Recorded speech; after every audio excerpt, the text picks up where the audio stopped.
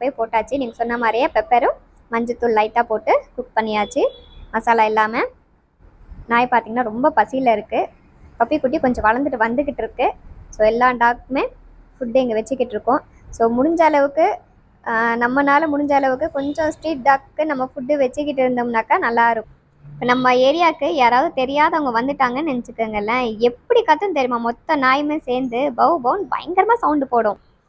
அப்போ நம்ம யாராவது ஒருத்தராவது வந்து பார்க்க மாட்டோமா, டாக்ஸ் எல்லாம் ஏன் இப்படி கத்துது, அப்படி யார் வந்துட்டாங்க அப்படின்னு.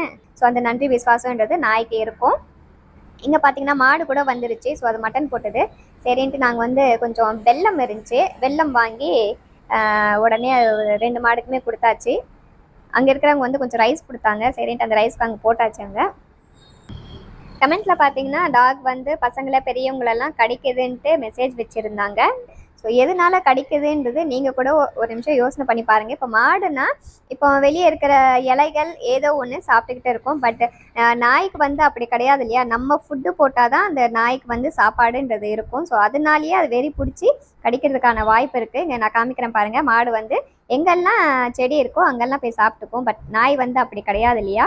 நம்ம யாராவது ஃபுட்டு போட்டால் தான் அது வந்து சாப்பிட்றதுக்கான வாய்ப்பு அதுக்கு கிடைக்கும்.